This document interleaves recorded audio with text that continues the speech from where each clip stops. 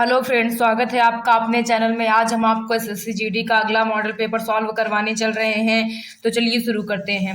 आपका first question है कि यदि n बराबर √6 प्लस √3 हो तो 1/n का मान क्या होगा। तो चलिए सॉल्व करते हैं। आपका फर्स्ट क्वेश्चन कह रहा है कि n इज इक्वल है √6 प्लस √3। तो हमसे पूछ रहा है कि 1/n यानी 1/n का मान ज्ञात कीजिए। तो देखिए n की वैल्यू क्या है, √6 प्लस √3। हम इसको क्या कर देंगे, परमेयीकरण कर देंगे, सिंबल बदल देंगे, संख्याएं क्या रहेंगी, वही रहेंगी।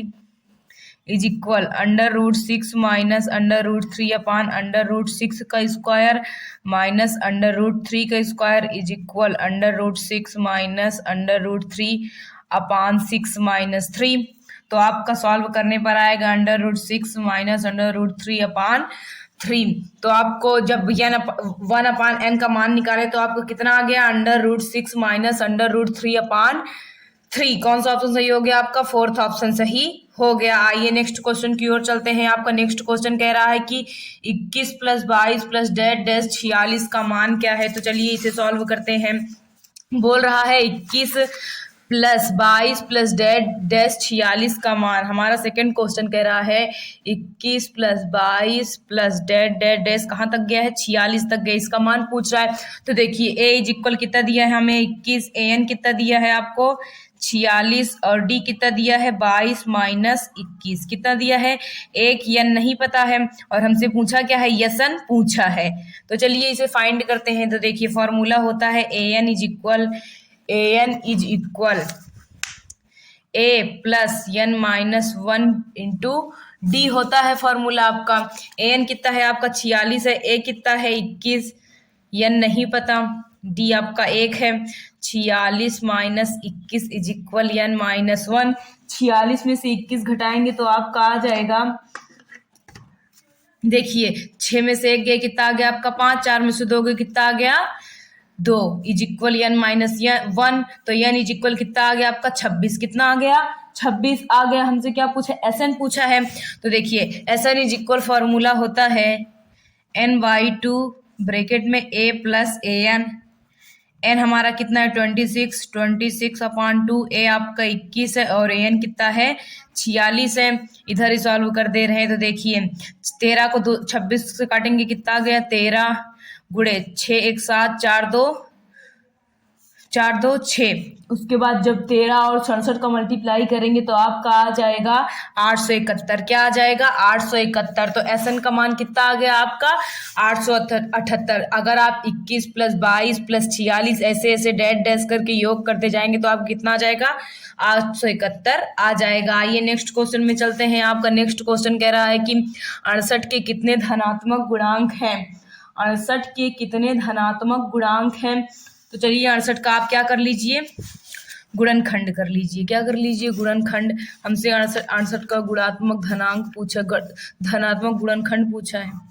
देखिए 2 3 6 2 चौके 8 2 1 2 2 7 14, उसके बाद 17 1 17। तो देखिए पहले तो 2 हो गया, दूसरा भी क्या हो गया, पहला तो 1 हो जाएगा। क्या हो जाएगा 1, क्योंकि 68 1 से भी कट जाएगा, दूसरा 2 से कट जाएगा और किससे कट जाएगा 4 से भी 68 क्या होगा कट जाएगा, आगे 17 से कट जाएगा और 34 से कट जाएगा और 68 स्वयं से कट जाएगा। तो 68 के धनात्मक गुणांक की संख्या कितनी है 1 2 3 4 5 6। कितनी है 68 के धनात्मक गुणांकों की संख्या 6। कौन सा ऑप्शन सही हो गया आपका, थर्ड ऑप्शन सही हो गया। आइए नेक्स्ट क्वेश्चन में चलते हैं। आपका नेक्स्ट क्वेश्चन कह रहा है कि 330 से 450 के मध्य कितनी संख्याएं हैं जो 7 तथा 9 दोनों से विभाजित होती हैं। तो देखिए 7 और 9 को क्या निकाल लीजिए आप, लासा निकाल लीजिए। क्या निकाल लीजिए, लासा।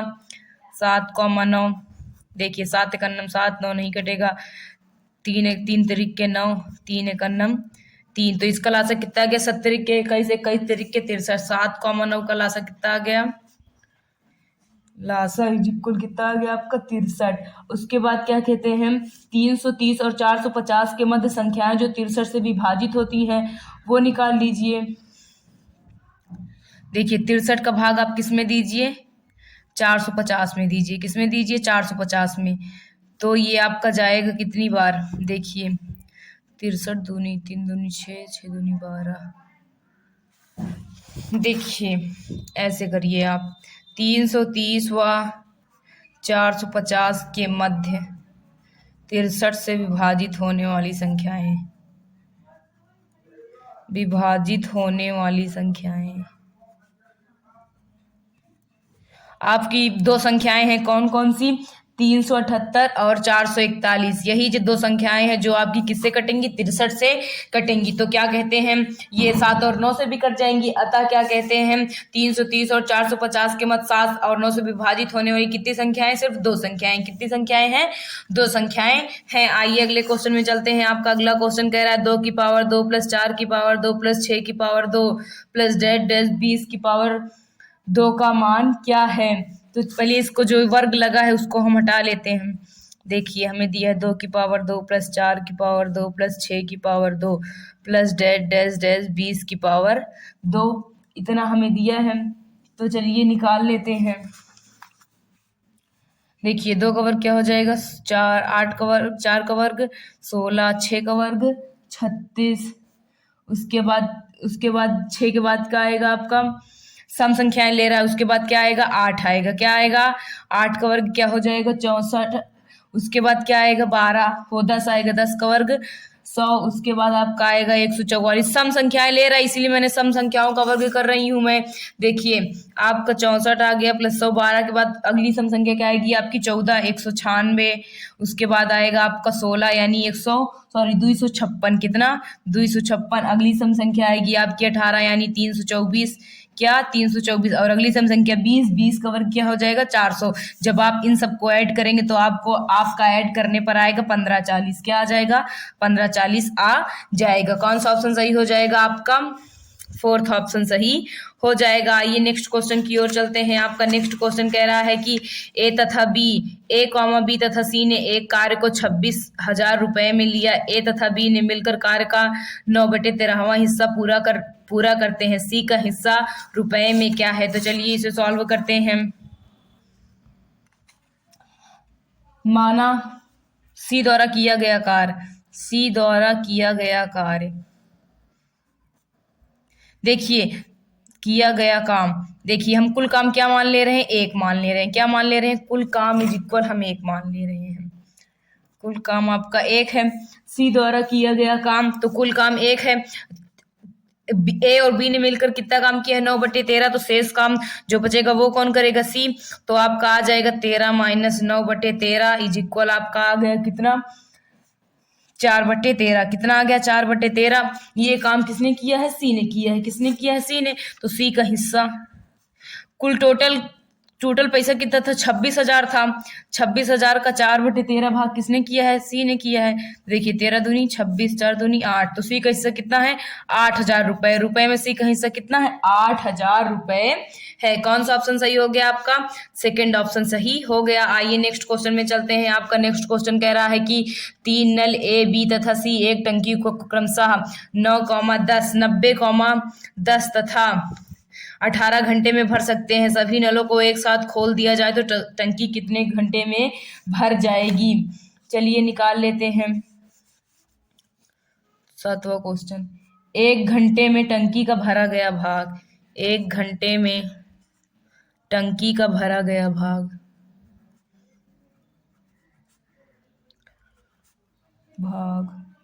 आपका आएगा 1/90 प्लस 1/10 प्लस 1/18।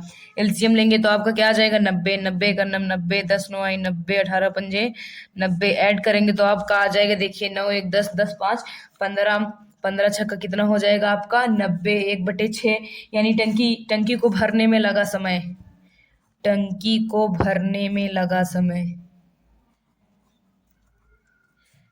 समय इज इक्वल कितने घंटे में टंकी भर जाएगी? 6 घंटे में टंकी भर जाएगी। आइए नेक्स्ट क्वेश्चन की ओर चलते हैं।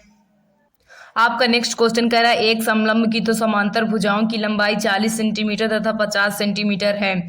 यदि समलंब का क्षेत्रफल 180 सेंटीमीटर स्क्वायर है तो उसकी ऊंचाई का मान क्या होगा? तो देखिए हम जैसा कि हम जानते हैं समलंब के क्षेत्रफल का फॉर्मूला होता है, समलंब का क्षेत्रफल इज इक्वल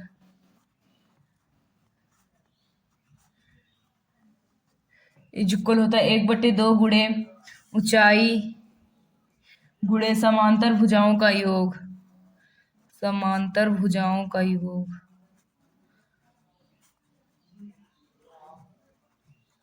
तो देखिए क्षेत्रफल आपको कितना दिया है, 180 दिया है। तो 180 इज इक्वल 1/2 हमसे ऊंचाई पूछा है, तो ऊंचाई को ऊंचाई ही रहने देंगे, गुणे समांतर भुजाओं का योग 40 + 50। 180 इज इक्वल 1/2 गुणे ऊंचाई गुणे 90। देखिए 1 0 से 1 0, 9 दूनी 18, उसके बाद 2 दूनी 4, ऊंचाई इज इक्वल कितना आ गया आपका 4 सेंटीमीटर। कितनी उस समलंब की ऊंचाई कितनी है, 4 सेंटीमीटर है। कौन सा ऑप्शन आपका, सेकंड ऑप्शन सही हो जाएगा। आइए नेक्स्ट क्वेश्चन की ओर चलते हैं। आपका नेक्स्ट क्वेश्चन कह रहा है कि किसी वस्तु का क्रय मूल्य उसके अंकित मूल्य का 81% है। अंकित मूल्य पर 10% की छूट देने के पश्चात लाभ प्रतिशत क्या है। तो माना अंकित मूल्य कितना हो जाएगा आपका, 100। कितना हो जाएगा, 100। माना अंकित मूल्य आपका 100 रुपए है, तो क्रय मूल्य कितना हो जाएगा आपका, 100 का 81%, यानी 100 गुणे 81/100। तो क्रय मूल्य कितना आ गया आपका, 81 रुपए। कितना आ गया, 81 रुपए। 10% छूट देने के बाद विक्रय मूल्य, 10% छूट के बाद विक्रय मूल्य इज इक्वल 100 का 90% निकालेंगे तो आ जाएगा आपका 100 गुणे 90/100। विक्रय मूल्य कितना आ गया आपका 90, क्रय मूल्य कितना था 100। तो उसके बाद हमें क्या हो रही है, सॉरी, विक्रय मूल्य हमारा कितना आ गया 90 और क्रय मूल्य कितना था 81। तो लाभ निकाल लीजिए, लाभ इज इक्वल होगा आपका विक्रय मूल्य माइनस क्रय मूल्य। विक्रय मूल्य आपका 90 है और क्रय मूल्य 81, घटाएंगे तो आपका कितना आ जाएगा 9। कितना आ जाएगा, 9 आ जाएगा। उसके बाद हमसे पूछ क्या रहा है, लाभ परसेंटेज पूछ रहा है। तो लाभ परसेंटेज इज इक्वल लाभ बटे क्रय मूल्य गुणे 100। लाभ आपका 9 है, कितना है 9, क्रय मूल्य आपका 81 है, गुणे 100, 9 9 81। आपका क्या आ गया 100/9। कितना आ गया 100/9। जब इसको डेसिमल में चेंज करेंगे तो आपका आएगा 11.11%, यानी कौन सा ऑप्शन सही हो जाएगा आपका, फर्स्ट ऑप्शन सही हो जाएगा। आइए नेक्स्ट क्वेश्चन में चलते हैं। आपका नेक्स्ट क्वेश्चन कह रहा है एक व्यापारी अंकित मूल्य पर 15% की छूट देता है। 19% का लाभ प्राप्त करने के लिए उसे अपने वस्तुओं का मूल्य क्रय मूल्य से कितना प्रतिशत अधिक अंकित करना चाहिए। तो चलिए इसे सॉल्व करते हैं। कितने, तो प्रतिशत पूछ रहा है, तो प्रतिशत is equal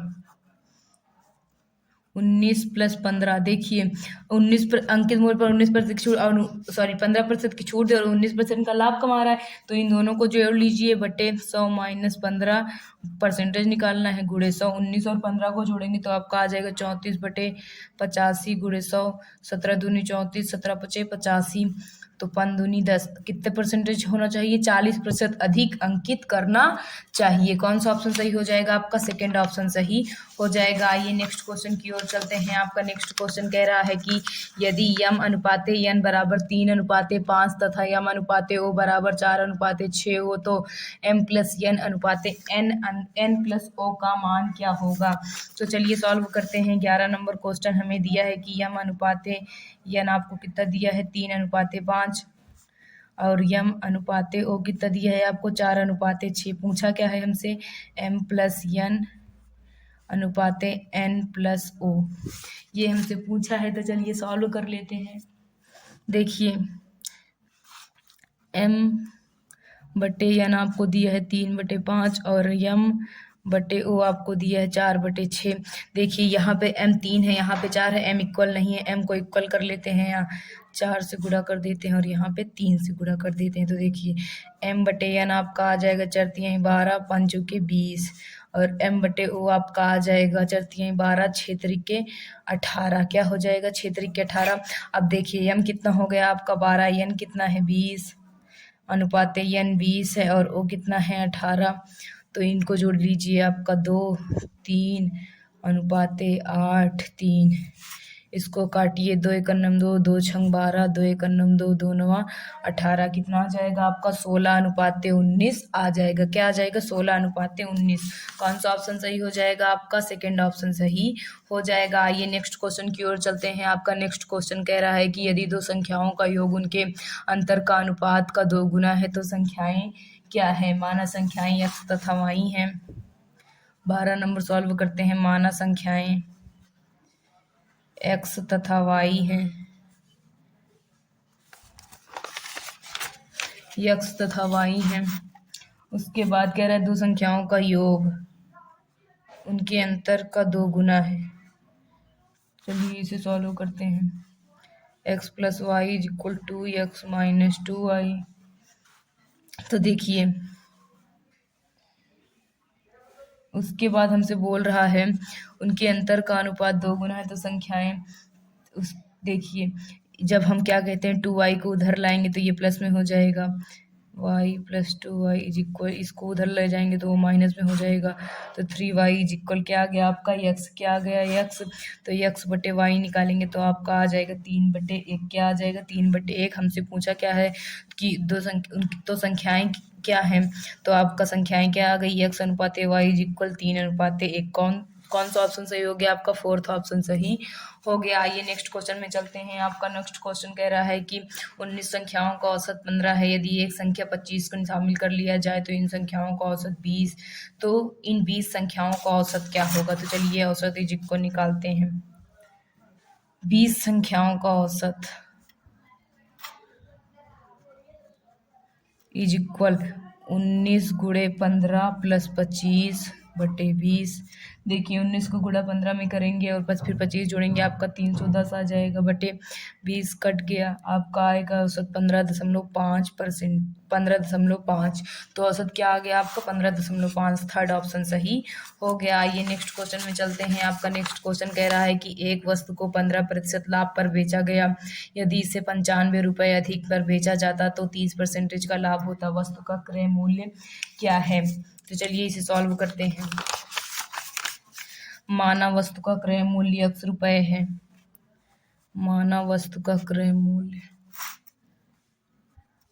is equal x रुपये है। x का 130% माइनस x का 115% इक्वल कितना दिया है आपको? 195। अब इसी को सॉल्व कर लीजिए। x बटे 130/100 माइनस x गुणे 115/100 बराबर 195।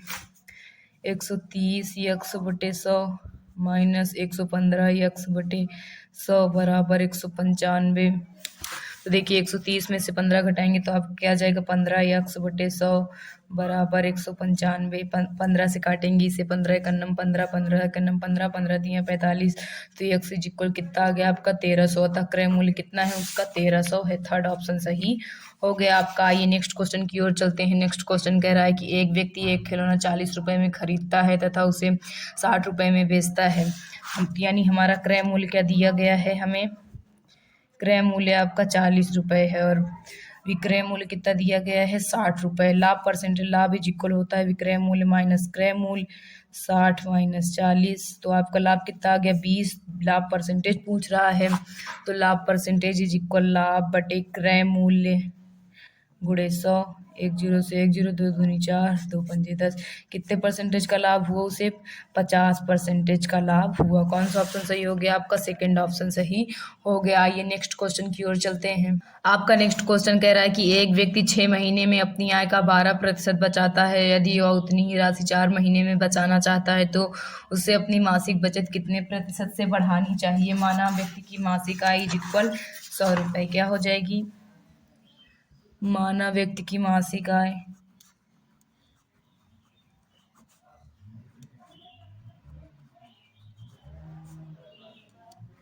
इज इक्वल 100 रुपये। कितना मान लेते हैं? 100 रुपये। 6 महीने में 12 रुपये बचाता है। 6 महीने में 12 रुपये बचाता है।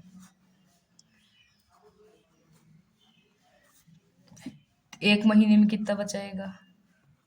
एक महीने में 12/6 यानी कितना बचाता है, 2 रुपये बचाता है। कितना बचाता है, 2 रुपये। 4 महीने में 12 रुपये बचाता है, तो 1 महीने में 4 महीने में 12 रुपये बचाता है। तो 1 महीने में 12/4 कितना आ गया आपका, 3%। देखिए दो इनके बीच का अंतर कितना है, दोनों बचत के बीच में अंतर कितना का है, 3 - 2 यानी 1 का अंतर है। तो परसेंटेज निकाल लीजिए।